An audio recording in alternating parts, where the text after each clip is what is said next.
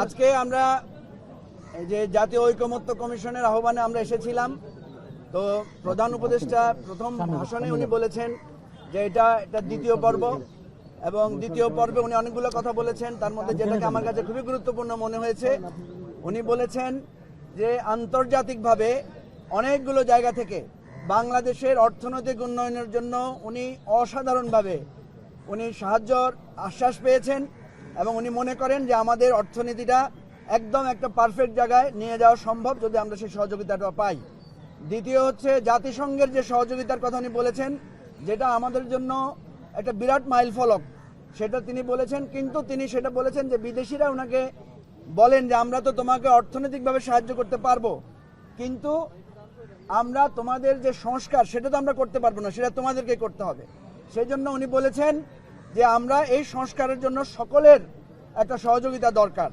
তো এই জায়গাটা আমার কাছে খুবই ভালো লেগেছে, উনি আজকে সে আহ্বানটা জানিয়েছেন।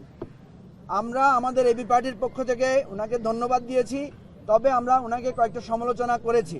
আমরা বলেছি যে প্রথম যেদিন আপনার সাথে সাক্ষাৎ হয়েছিল সেদিনই আমরা বলেছিলাম যে আপনি রাজনৈতিক দলগুলোর সাথে ঐকমত্য প্রতিষ্ঠার জন্য একটা টিম তৈরি করে দেন, কিন্তু আপনি সেটা করেন নাই, দেরি করে করেছেন। আরেকটা বিষয় আমরা সবসময় বলেছি যে এই সরকারের সঠিক কর্তৃত্ব এখনো প্রতিষ্ঠিত হয় নাই, ফলে আপনি এরকম একটা ভঙ্গুর অবস্থা নিয়ে কিভাবে নির্বাচন করবেন। আমরা স্পষ্টভাবে বলেছি স্থানীয় নির্বাচন আগে করেন বা জাতীয় নির্বাচন আগে করেন, কিন্তু আপনার প্রশাসনিক কর্তৃত্বটা লাগবে। আমি ওনাদেরকে একটা পরামর্শ দিয়েছি যে একজন উপদেষ্টা আপনারা ছদ্মবেশে বের হন, ছিনতাইকারীর কবলে পড়লে থানা থেকে আহ্বান করলে পুলিশের কি সাহায্য পাওয়া যায় এটা আপনারা সরেজমিনে দেখেন, এবং আমার এই বক্তব্যের পরে সবাই সেখানে করতালি দিয়ে সমর্থন দিয়েছে। আমরা মনে করি এই সরকার ক্ষমতায় আছে ঠিকই, কিন্তু তাদের কর্তৃত্বটা এখনো সুস্পষ্টভাবে হয় নাই, ফলে এরকম কর্তৃত্বহীন অবস্থায় যে কোনো নির্বাচন হবে আমাদের জন্য বিপজ্জনক। এবং আমরা বলেছি যদি এরকম পর্যায়ে আপনারা নির্বাচনের দিকে আগে চলে যান কর্তৃত্ব এবং সংস্কার পরিপূর্ণ না করে, তাহলে এই নির্বাচনটা হতে পারে অত্যন্ত খারাপ একটা নির্বাচন। তো এই বিষয়টা আমরা ওনাদেরকে অনুরোধ করেছি। আরেকটা সর্বশেষ যেটা বলেছি যে আমরা কিন্তু আগেই সংস্কার কমিশনগুলোকে আমরা লিখিত আমাদের 5টা কমিশনকে আমরা প্রস্তাব দিয়েছি। সেই প্রস্তাবের আলোকে ওনারা কিন্তু অনেকগুলো সুপারিশ এখানে অন্তর্ভুক্ত করেছেন। তাহলে অন্যান্য দল কি সুপারিশ দিয়েছে, যেই সুপারিশগুলো কমন এগুলোকে আপনি একটা লিস্ট আউট করেন যে এই সুপারিশগুলো সবাই একমত হয়েছে। এরপরে যেগুলোতে একমত হয় নাই সেগুলো নিয়ে আপনারা ডিসকাশন শুরু করেন, যাতে আমরা সময়টা বাঁচতে পারে, দ্রুত যাতে আমরা শেষ করতে পারি। সর্বশেষ আমি যে কথাটা বলেছি যে জাতীয় ঐক্যমত্য সৃষ্টির জন্য আপনাদের উচিত ছিল ভূমিকা নেয়ার, আপনারা সেটা নেন নাই। বাদ দেন 15-16 বছরে আমরা কি আন্দোলন করেছি, সংগ্রাম করেছি, সেটা যদি আপনারা নাও মানেন, জুলাই আগস্টে রাজনৈতিক দলগুলো, সেখানে বিএনপি নজরুল ইসলাম খান উপস্থিত ছিলেন, আমি বলেছি নজরুল ইসলাম খান অ্যারেস্ট হয়েছিলেন, জামাতের আব্দুল্লাহ তাহের অ্যারেস্ট হয়েছিলেন, জোনায়েদ সাকি আহত হয়েছিলেন, আমরা গুলি খেয়েছি, জেলে গিয়েছি।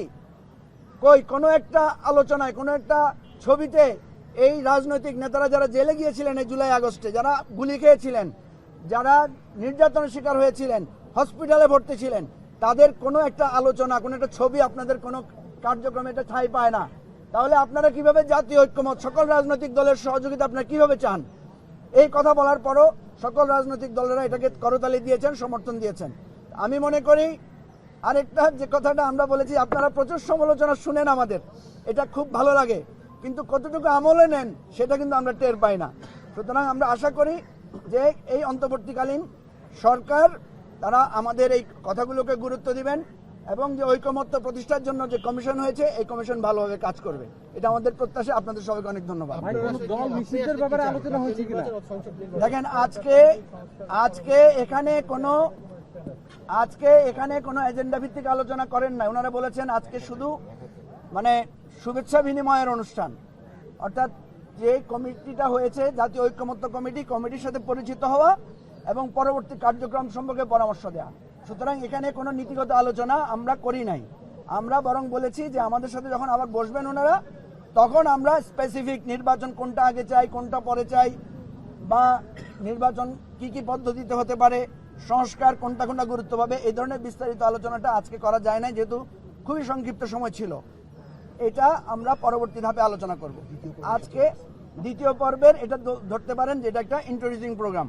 এখানে আলী রিয়াজ সাহেব বক্তব্য রেখেছেন, তারপরে আমাদের চিফ অ্যাডভাইজার বক্তব্য রেখেছেন এবং ওনারা আশ্বাস দিয়েছেন আমাদের কাছে সবার কাছে হার্ড কপি লিখিতভাবে ওনাদের সুপারিশগুলো ওনারা পাঠাবেন।